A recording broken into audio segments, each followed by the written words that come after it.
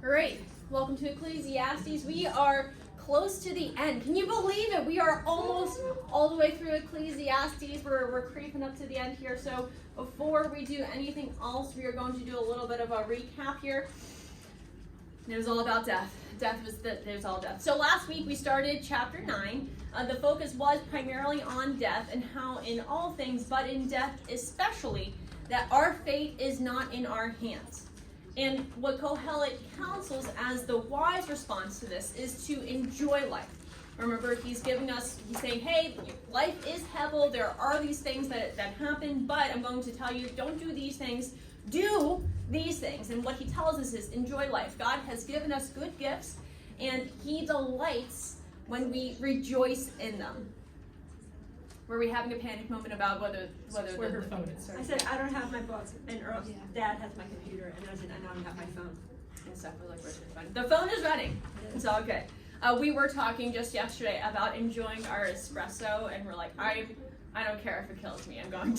I'm going to enjoy my espresso because it is so delicious, and God delights when I enjoy my cup of espresso. So we're rejoicing in those good gifts, and so we ought to, in addition to that, take hold of our helic. Remember, that's our lot, the grace gift that God has given in us. And with all of those joys and all of the struggles, before we no longer have time, before our time on earth runs out and we go to Sheol, the grave, to which all of us are going. So now in verse 11, we're returning to the idea that we cannot control or predict our fates. And remember, we're going back to chapter 6, the question that he launched at the beginning of the section. He asked a whole bunch of questions. The more words, the more Hebel, and what is the gain to man? Remember that's our word yitron. What is the ultimate gain or advantage to man? For who knows what is good for man while he lives the few days of his Hebel life, which he passes like a shadow? For who can tell man what will be after him under the sun? So if we're going to sort of summarize that, the questions are, what is the gain of all of this wisdom? Who knows what is good? And who can tell his future? And of course, the answer to the last one is nobody can tell the future. But so those are the questions that Kohelet has been unpacking in the second half. In chapter 7, verses 13 through 14, he said, consider the work of God. Who can make straight what he has made crooked? In the day of prosperity, be joyful. In the day of adversity, consider.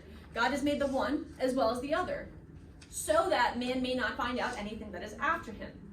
Chapter 8, 6b and 7. But man's trouble lies heavy on him, for he does not know what is to be. For who can tell him how it will be? 8:14.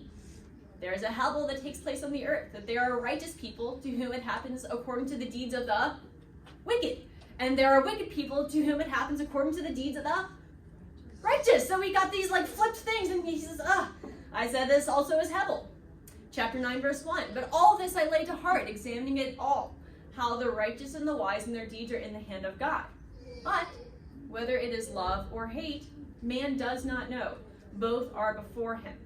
And so the theme that we're going to develop this week and the next week, boiled down to sort of in its shortest form, is the wise person's response to an uncertain future. And we're going to see that the things that we're operating in the present can't be manipulated. So we can do our best, but we can't manipulate the present for our favor, because time and chance, and ultimately we're going to see that those are in the hands of God, but time and chance seem to rule, not our own ability. And so let's jump into the next part of chapter 9. Again, I saw that under the sun, the race is not to the swift, nor the battle to the strong, nor bread to the wise, nor riches to the intelligent, nor favor to those with knowledge. But time and chance happen to them all, for man does not know his time. Like fish that are taken in an evil net, and like birds that are caught in a snare, so the children of man are snared in an evil time, when it suddenly falls upon them. And what we're going to see in this section is that probable outcomes aren't what always happen. Now, before we go any deeper into this, I do want to pause and say that again. Probable outcomes aren't what always happen. which does mean that there is a probability that they will. Like, there is a good chance. And so what we're going to see in this section again and in the next is that if we live wisely, there is a good chance. It is, remember, this is probabilistic, principle-driven wisdom. There is a good possibility that these things will happen. However, it's only likely. It's not a guarantee. And so Kohelet isn't trashing wisdom and other characteristics. He's saying that possessing these things are not guarantees. Okay, with that out of the way, let's actually dive in. So we can think about these first two items on the list either literally or figuratively. So running a race and battle to the strong. So if you've ever seen a race, you'll know tragedy can strike, whether you're slow or fast. And actually, I think it's oftentimes the fastest people that are most prone to like get themselves caught up on their own legs, or like they just sort of trip on the dust in the air because they're just going so fast, and then they're down in a heap, and then they're getting trampled by the other runners, and you're like, well, the fastest person in the race did not win. You can also think about this, though, in a figurative sense. Those who are speedy to seize opportunities, they don't always come out on top. So if you think about if a position opens up, the first person to apply might get the position because the recruiter's just sort of looking for somebody to fill a role, and they're like, oh my gosh, praise the Lord, somebody's coach it. That's not entirely my philosophy behind hiring coaches, but I am basically like, are you a warm body? Will you be nice to my children? I can teach you how to rock climb. Like, I will teach you the things. Just, do you want to work for me? I just need coverage for this shit. Don't tell my boss. That's my philosophy. But being the first one to apply might not give you that extra opportunity. The race is not necessarily to the swift. Maybe the recruiter's looking for a couple more characteristics than warm body and will be nice to the children. So. And then the next one here, battle to the strong. Obviously, we think, okay, yeah, I can see that. And even we're going to talk about an example story today. If you have a battle between two people, you got a little guy and then you got a big guy, your odds are going to be on the big guy, the big strong guy. And if I say, hey, imagine a story from the Bible where you have the little guy versus the strong guy, who do you think of? David and Goliath. But who won? David. Now, obviously, in that case, we're like, well, the Lord was with him, and but even in life, the big guy doesn't always win. But in a figurative sense, those who have developed strength of will and some mental endurance, they can still be overruled by a petty boss, right? So the battle's not always to the strong.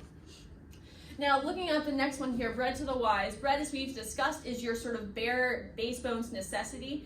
So you can think about this as sort of earning your basic wages. Again, the most experienced and equipped person in the room may not get the job, even though they probably should. Number 4, pretty straightforward, riches to the intelligent. The person who has a smart background, a good education, may not get their return on their educational investment. In fact, I could actually go on for quite a while about the whole college system, and you're like, don't you teach college? Yes, and it is a scam. It is a scam, I tell you. Bible college aside, because you're like, okay, yeah, they've got some good habits, but it is people are pouring all of this money into this system, and they are like, there's not even jobs out there for them. They are not getting that return on their investment. Don't ask me what I paid for my master's degree. It is a scam. It's a scam, let me tell you. Okay, anyway, we're not here for Mariah's soapbox lecture on colleges. Bible.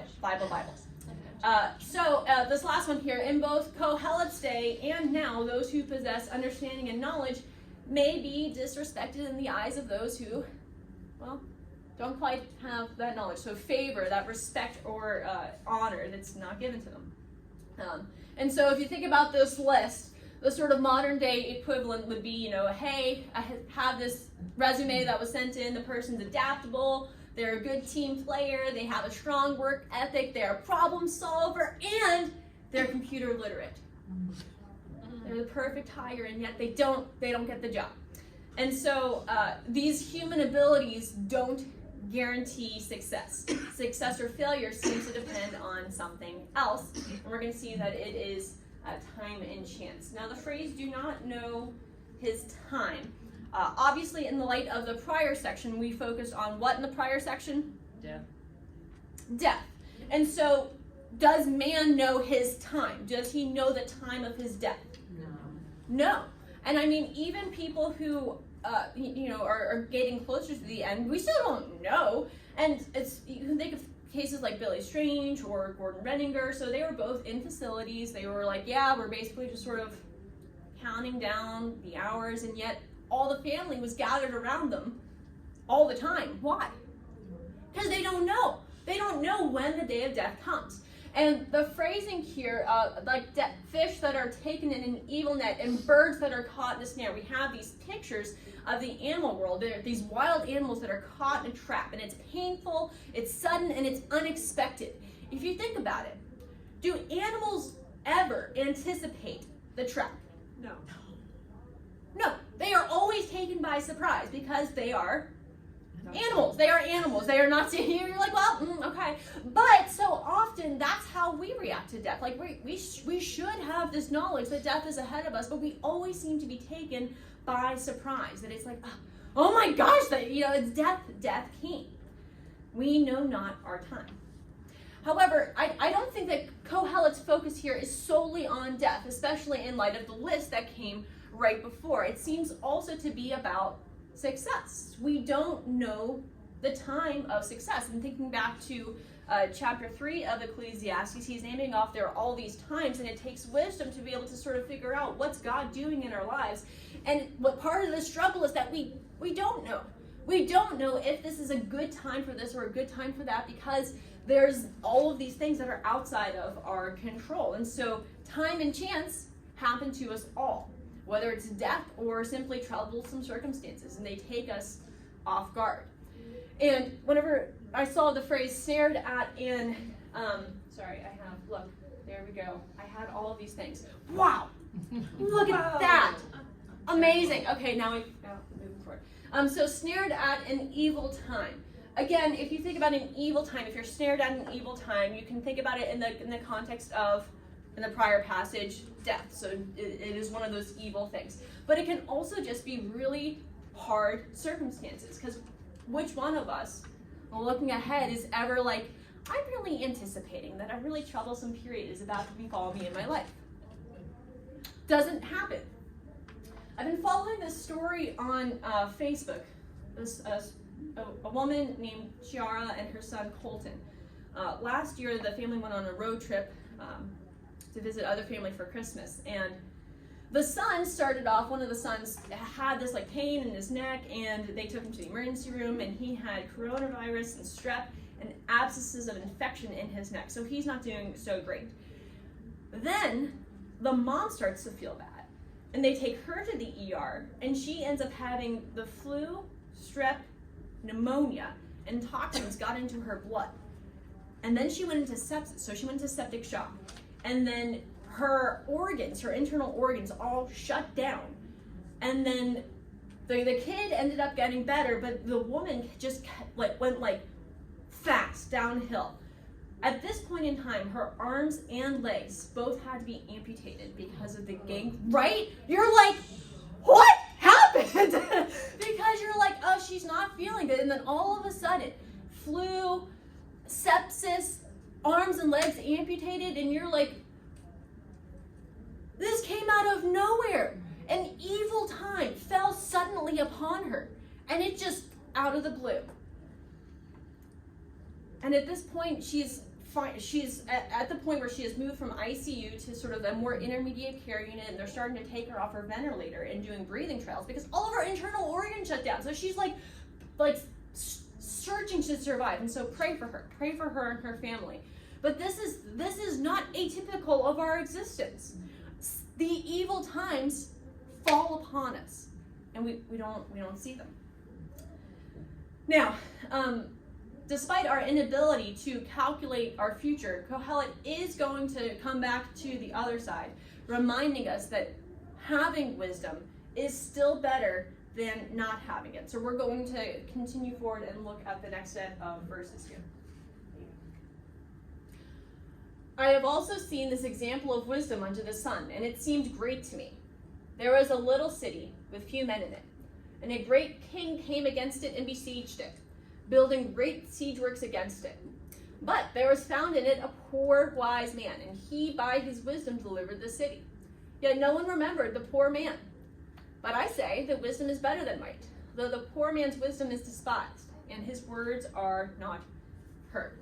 Now, the story itself is pretty straightforward. A king besieged a city. Why? No idea. Was probably a better question for the time period is why not? Because that's sort of what they did in this period. Regardless, the city was in trouble. And out of the woodwork comes this poor wise man who, though poor, was wise. And we're not told how the poor wise man used his wisdom to save the city. We just know that he did. Now, as I was desperately trying to think of examples of how wisdom could overcome superior force, I realized that I had come to a place of severe disappointment for my poor mother, who had homeschooled me, because I couldn't remember even vaguely any details of any historical battle that I've ever learned about. Ever. And I was like, I'm so ashamed, but I do remember Lord of the Rings. And so, because I did think about how the mighty army of Sauron was defeated, not because everybody else in the Middle Earth banded together and got a bigger army, but because they outsmarted him by taking the Ring of Power and they took it to Mount Doom and they cast it into Mount Doom and then all of his works crumbled. And you're like, woo! Now, wisdom is pretty solid. It has some serious benefit. But at the same time, what does Kohelet say happened to that poor man? He was not remembered. His wisdom was despised, and it was not heard. One possible read of this entire section is that the poor man was ultimately forgotten, and his memory was held in contempt. This is, again, sort of like in Lord of the Rings, that people, I won't say who, but there are these anonymous people out there who say, well, you know what? The entire story was silly because what they should have done is they should have just taken the eagles and flown the rings into Mordor, and then they could have cut out all of that sorrow and suffering that they went through that took us 3 whole books to cover. And this is the sort of thing where people despise the wisdom of the fellowship, and it's disgraceful, honestly.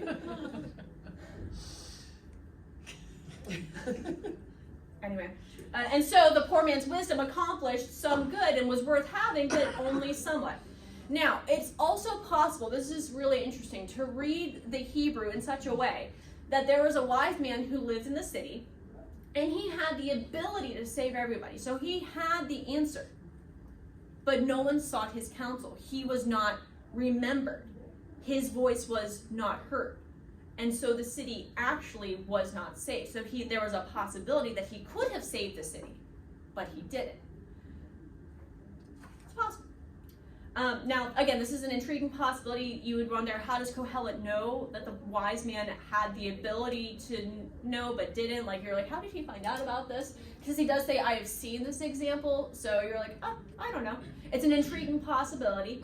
Either way, the end point is the same. Kohelet is saying that having wisdom, that wisdom is better than might, despite it not doing everything that we would hope that it would. And what we're going to see as we look in the rest of this section is that Kohelet is really, really invested in us having a balanced understanding of wisdom. He wants us to avoid the trap, on the one hand, of thinking that being wise will give us all of the answers and will give us that ultimate success. He's going to say, no, it's not going to give you all the answers. But hold on to it because it truly is better than folly. And so he's holding these things in tight tension through this section. Now, in the next few verses, he's going to illustrate the principles here with a few proverbs. Oh, look, qualifying. It's fine. I should just give up on PowerPoint. Whatever. Verse 17. Verse 17. The words of the wise, heard in quiet, are better than the shouting of a ruler among fools. Wisdom is better than weapons of war. But one sinner destroys much good. Dead flies make the perfumer's ointment give off a stench. So a little folly outweighs wisdom and honor. And there's a little bit of a debate for the first line, how you're supposed to understand it. The Hebrew phrasing is literally words of wise, in quietness heard. And so their debate is, who's the quietness describing? Is it describing the listeners who are receiving the wisdom, or is it describing the speaker speaking quietly? And I think that because it's contrasted with the shouting of a ruler amongst fools, I think that it's the speakers. So you can think about the contrast between somebody who is wise and who's building their case based not on volume, with which they can sort of muster up the energy to just shout their listeners into submission, but rather on that calm confidence that, they're like, you know what, I know that my advice is good. I'm just sort of here in the situation and I'm going to explain my position because my confidence is in my advice and I'm not depending on this volume here. And so the fools, they do shout. They don't seek to persuade with logic. And I'm sure that we could think of a number of examples that sort of are relevant to our own lives. My mind immediately went to football coaches, and I was like, well, that's going to be super relevant for my audience here. But then my next thought was like sort of moms in the grocery store. Like I'm sure we've all experienced or perhaps lived out a time where we were not quite so calm in reprimands. And other times we're like, I handled that situation so well. I was this picture of wisdom and grace sailing through the grocery store. And other times where it's not so much. Politicians, there are only fools in politicians. And so what's better is the quiet confidence of wisdom. Now, what's interesting, I really love this, is the words of the wise is just the wise, just any wise person. It's contrasted with that of a chief among fools. That's literally the reading, is chief among fools. And so I wanted to, this is the audience participation part, so you're going to have, you must participate in order for this to work. So who are the biggest names out there? So think of some women who are out there, politics, wherever, who you're like, you know what, they're popular and they're sort of out there, but they're also, I would kind of consider them foolish. Throw some names out. Thank you. Nancy Pelosi. Nancy Pelosi. Taylor Swift. Taylor Swift. Taylor Swift. Yeah, she's out there. She's out there. Very good. She says some stuff that's pretty silly. Anybody else? Throw out a couple more. Hillary. Yes, the women on the View. Hillary Clinton. Perfect. And so, what this is saying is that the world is better off when wisdom comes from the mouth of Deb Finneran than of Alexandria Ocasio-Cortez. That the world is better off when Megan Wagner speaks than when Hillary Clinton opens her mouth. When we speak wisdom. And so I just love that. I was like, oh, that's such an encouragement that our words have such power, that whenever we speak wisdom, even as we ordinary people, that it accomplishes so much more good. The world is so much better off than whenever the powers that be, though they be in power, just spout off nonsense. Isn't that encouraging? Like I was just like, oh, that's such an encouragement to my heart. And so wisdom, when possessed and applied, is better even than the possessions of the weapons of war. And this is a metonymy, a figure of speech in which a concrete item is substituted for an abstract one. Because what we're not saying is that it's not literally saying that wisdom sayings and whatever are walking around with baseball bats and smashing up weapons of war like, oh no, there's a bow, we're gonna just smash. It's not literally what's happening. But instead, the image is that wisdom accomplishes victories against military might and other forms of power. And so this is all, the first three lines are all about how wisdom is better. It's all positives about wisdom. So again, Kohelet is affirming wisdom's benefit. And yet, it only takes one person to destroy much good. And so, since I already threw myself down the Lord of the Rings well, we may as well talk about how when the fellowship was one, and this is the picture, oh, the lights are on, that's why you can't see the screen, it's fine. Whenever the fellowship is wandering around the halls of Moria, right, and there are all of these orcs, goblin hordes wandering around, but they don't know that yet because they're all in the dark. And they are in this room, and they're trying to figure out what happened, and there's this well. And Pippin, one of our dear Hobbit friends, is like, what's down there? I don't know. How deep does it go? I don't know. And so he takes a rock, and he throws it down the well to see how far down it goes. And of course, there's this big, like, clang, clang, clang, clang, clang, clang, clang, clang, clang, clang, clang, and this big echoing noise that wakes up all the goblin hordes and all these orcs and all these trolls and the Balrog. And so then they have to run through Moria, and then Gandalf falls into the deep, and you're like, Pippin, fool of a chook! And so it only takes one. It only takes one person to really mess up a whole bunch of wisdom. And I was thinking about, okay, we're returning to this idea again, because we've talked before about how you can ruin a whole lifetime of wisdom with just one thing. And that's the idea of that proverb in 10:1. So dead flies make the perfumer's ointment give off a stench. Flies are they worth much? Like, are they expensive little critters? No. No, they're pretty cheap to come by. But if they die in your ointment, your perfume, it's gonna ruin the whole batch, no matter how expensive that perfume was. And I was thinking of, again, people like Ravi Zacharias, who spent a lifetime of building up good teaching and winning people to Christ, and in the background, it wasn't just one deed, but it was a multitude of terrible sexual sins which destroyed people's lives. And if you think about his ministry, where is it? It's gone. It's disintegrated. All of the people who benefited from his teaching, their lives were thrown into chaos, and they're like, I don't know, can I trust what he said, because there was this terrible thing that was going on in the background. And you're like, one sinner destroys much good, and it's heartbreaking. And so Kohelet says, wisdom is better. Yes, wisdom is better.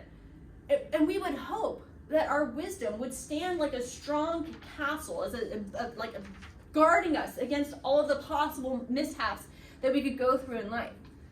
But sometimes it's not so much a castle made of stone, but of sand. And when the waves come, that wisdom just crumbles away, and we're left defenseless. And so before we move into the rest of chapter 10, I just want to mention that you can explain these 3 verses as I just did, sort of commentary on wisdom overall.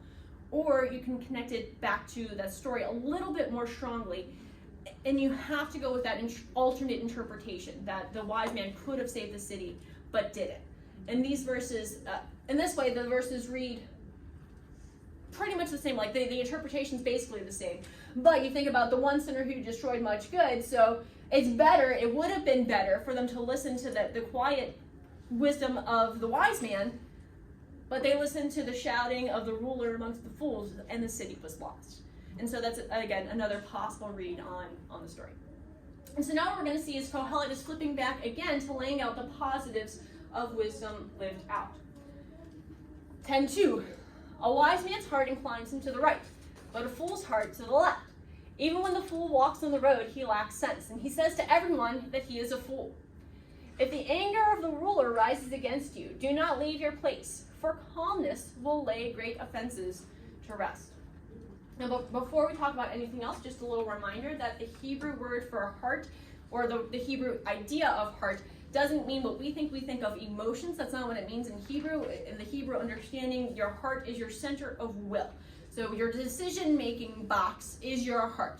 And so, the first proverb here, is it saying that left-hand turns are dangerous? Yes, absolutely. So have you guys ever tried to make a left-hand turn across High Street? It is a death trap, yo. I'm taking my life into my hands today. Don't do left-hand turns.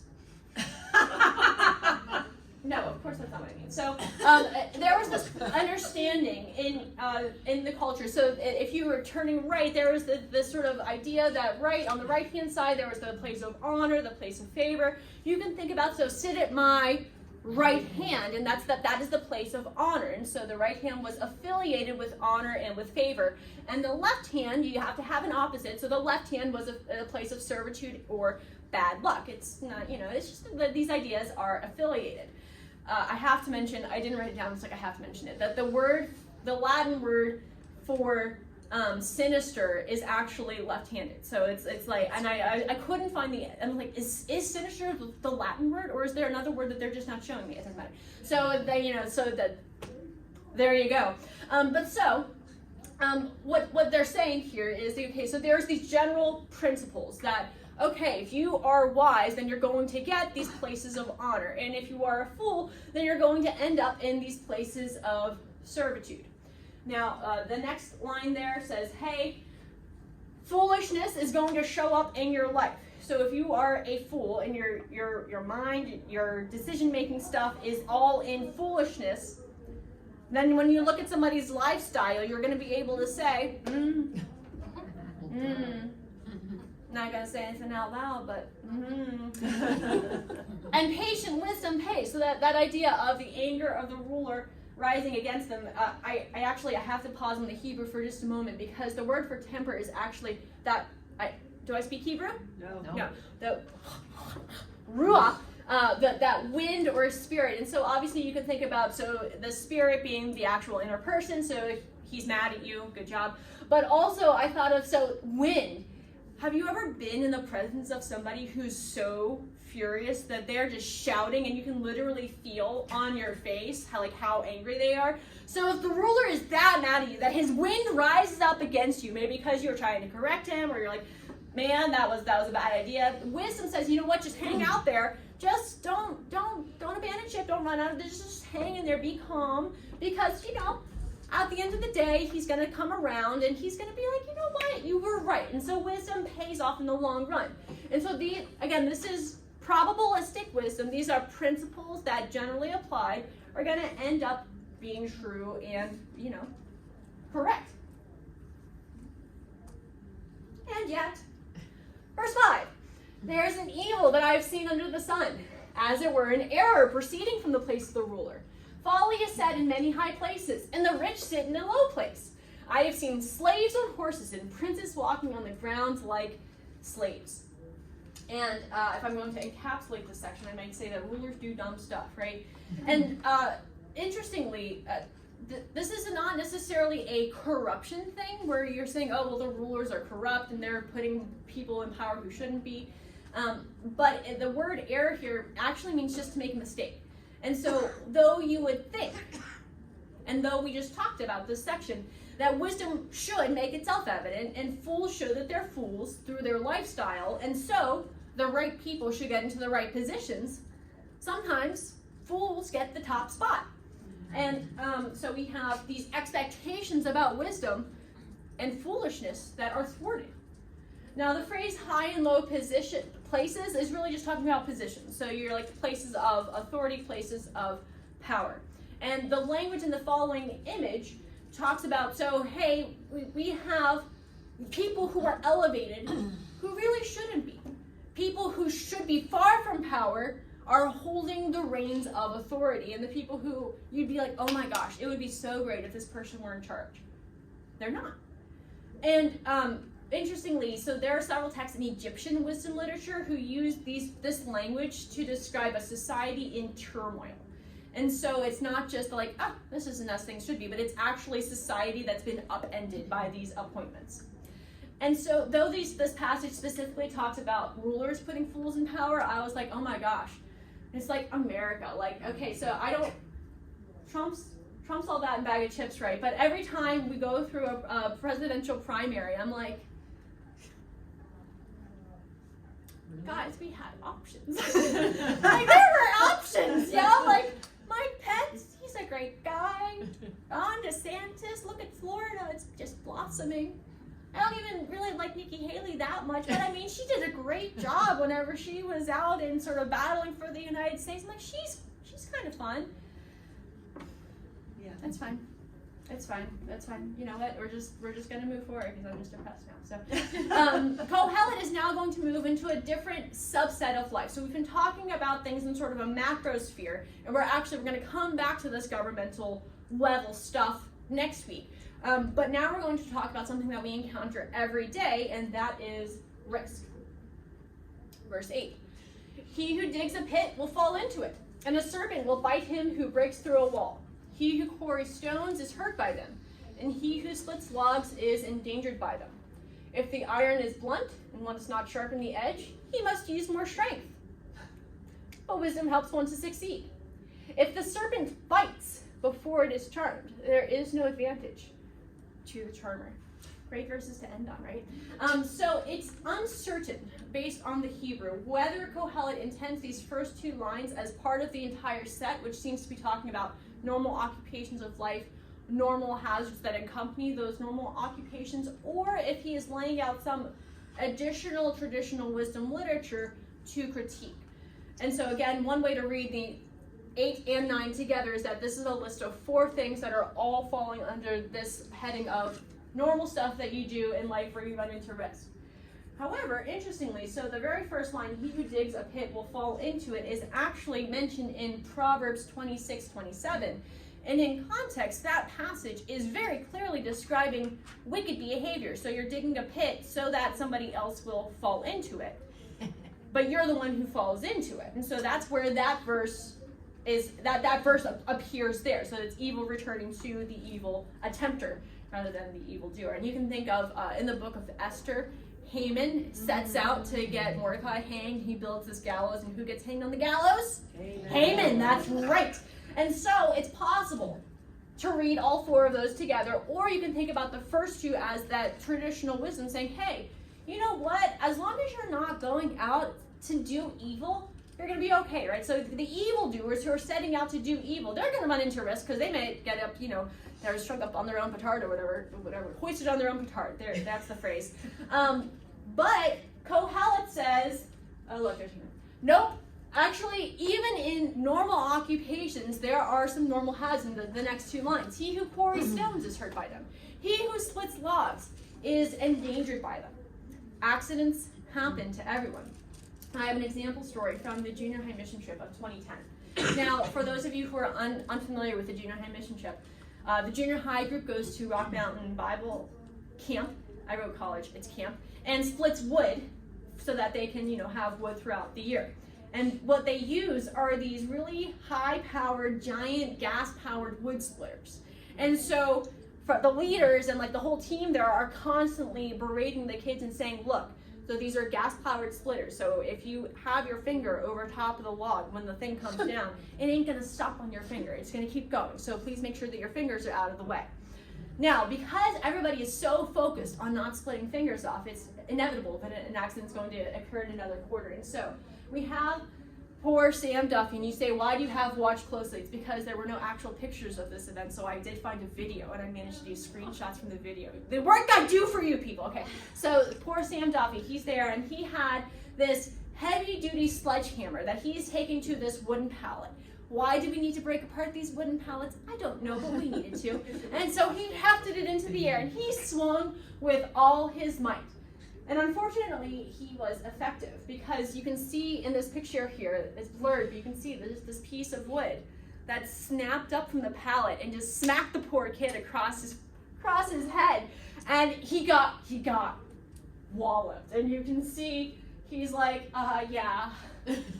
Yeah, that hurt. And if you see pictures, he was okay. Yeah, there's this giant goose egg on his head for the rest of the week, and you're like, yeah, you're not allowed to have the sledgehammer anymore, Sam. But so in this case, was his accident avoidable? Yes. Yeah, if he didn't want to do the work, if he didn't want to actually go and set out to do the thing, they were like, hey, we have this task for you to complete. Sometimes accidents in life are just the possible outcomes. Now, on the other hand, in the next scenario, Kohelet is going to say that wisdom is a risk mitigator. So if you are trying to cut wood, how many of you guys have ever actually done the physical wood splitting by hand? Anybody ever tried or seen somebody try? I have tried, and I don't do it very well, so I only tried it a couple times. But so if you're trying to cut wood and the axe is dull, does that make it harder or easier to split the wood? It makes it harder, right? And so if it's harder to get through, if you're going to do it successfully, what do you have to do? You have to swing harder. You have to swing harder, right, in order to get it through. Now, if you are already, you're taking this sharp object and you're swinging it this way, and then you have to swing harder, what is a good possibility that you're going to do? Hurt yourself. Yeah, you're going to miss, and you're going to put your axe in your leg like Eric Bogine. We probably shouldn't let any of our kids see sharp objects in this shit, should we? Gosh. So yeah, so if you're smart, what are you gonna do instead of swinging harder?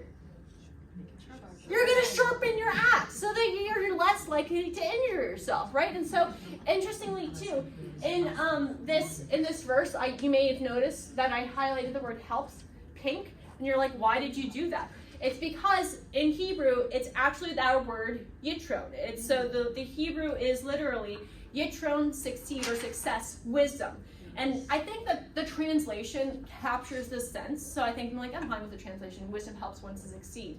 But I want to make sure that we don't miss that Kohelet is highlighting that wisdom is a great advantage to us as we live and work in a Hebel world where there are, in fact, a lot of risks. So we ought to prepare wisely for the risks that we encounter. Now, this last line is perhaps a little bit foreign to us because I don't know about you guys, but I don't go about charming snakes in my everyday life, nor do I encounter snake charmers in my everyday life. It's sort of like, well, that's sort of funky and weird, okay. But we get the general idea, right? So there's these people who put on shows. I remember poor Steve Irwin, right? So he would go around and he would charm the snakes, or not charm the snakes, but he would not get bit by the snakes. As he sort of, but snake charmers, what do? The snake rises up, and then what does the charmer do? They start whispering to the snakes, and they're making these noises, and then the snakes are and then the snake falls asleep, and everybody's like, yay, you did such a great job, you didn't die, good job. And so we have this thing, the situation where for whatever reason, perhaps they were jostling the snake as they're moving it from place 1 to place 2 or whatever. The snake wakes up and he's a little bit cranky, and he's like, I'm unhappy. And what do snakes do when they're unhappy? Bite. They bite you. And so he bites the charmer. At that point in time, do all of the charmer's skills have any advantage to him? No, because the poison's already dead, whatever, is already in his system, and he's already dying. So all of his wisdom that he's accrued is at no advantage to him. Now, I think that the emphasis here is different. So some commentators will say that the point of this proverb is that there are some situations in which wisdom simply doesn't apply. And they'll be like, well, there's really no situation where you're going to be with, a snake that's ready to be charmed. It's just going to be like the snake's randomly out there, and then you're like, I have this useless skill. And I was like, I don't think that that's the case, because he's already talked about in verse 9 that there are situations where, life's Hebel, there are risks out there, sometimes accidents are going to happen. Instead, I think that the emphasis takes us back to the beginning of the section, that timing and application are critical in order for wisdom to work. You can have, for example, a really helpful or encouraging thing to say to perhaps a friend, but if you don't say it when the time is right, or if you don't say it at all, then what good is your wisdom? None. It's of no advantage. Wisdom only benefits you if you employ it, and if you employ it at the right time, before it's too late. And so, as we're going to review the structure here of the entire thing. So starting off with 9, 11 through 12, because of the impact of both time and chance on our lives, our ability to discern the future, whether it's failure or success or even death, that ability is limited. And so Kohelet tells us that our future is uncertain. And then in the next step, Kohelet goes on to describe what the wise person's response to an uncertain future should be, and he does that with an example story. And in the story, we saw that while wisdom was ultimately better than that pure power, it didn't do everything that we would hope to do. So we saw that wisdom is not that all-powerful trump card that we would hope that it would be. Now, in the next few verses then, what Kohelet does is he uses some proverbs to emphasize the fact that wisdom is not only limited, but it's fragile. A lifetime spent in wise, careful living can still be knocked down by one errant wave. And then in the next verses here, we see that, again, Kohelet is going back to, he really doesn't want his readers to give up on wisdom. And he brings in another set of traditional proverbs, helping us to see yet again that if we had to pick, and we do, that it's better to choose wisdom than to choose folly, because wisdom will likely create a better path for us. However, Kohelet also really does not want his readers to be disappointed when life is Hebel, because it is. And because wisdom is limited, we encounter unexpected outcomes, like the powerful places in life being occupied by those who absolutely should not be in control. And we're in the next section, he's shifting to a slightly different area, and we're going to see as we bounce into next week that he's going to return to both the themes of sort of these political arenas and to risk. So we're breaking the section in half here. But so another area where risk where wisdom applies is risk. And in the next section, Kohelet is Kohelet is reminding his readers that risk, particularly in a Hebel world, is real. Risk is real and can happen to anybody, wise or not. But are we totally at risk's mercy? Kohelet says no. Wisdom can lessen the perils that we encounter in our daily lives, but only if we actually take action on the wisdom that we possess and do it before time and chance intervene. Now, again, we're stopping in this section solely for the interest of time. We're going to see Kohelet continuing this pattern of evaluating wisdom applied in a Hebel world where our future is uncertain, all the way through 11:6. As a closing thought, though, through all of the ups and downs of wisdom and life circumstances, I think it's possible to feel a little bit discouraged because you're like, I just want to, I want to live wisely. I want to make good choices. And, I'm not aiming for failure. I'm aiming for success. And I want to avoid disaster and do the work that God has laid before us. And what I'd like to do is end with a quote from the Navigator's study on Ecclesiastes. God permits the good and bad to happen in our lives, but he is more interested in our responses to them than he is in the events themselves. He knows he can take any event that occurs and still produce good out of it. And I think that helps us to center on what's most important. We know that we live in a Hebel world where unfair things happen and where we don't know all of God's plan. But if we can trust the story and trust the one who is writing the story, I think we'll be okay. Hike your own hike. By the way, this is a good place to think about applying the wisdom to your life. Don't just learn about the wisdom, live it out, so the application questions help you do that. Checkpoint and hit the trail for this section, and then looking forward, we're doing 10, 11 through 20, and not 11, that's wrong, 12. 12 through 20, and 11, 1 through 6. Only 2 more weeks.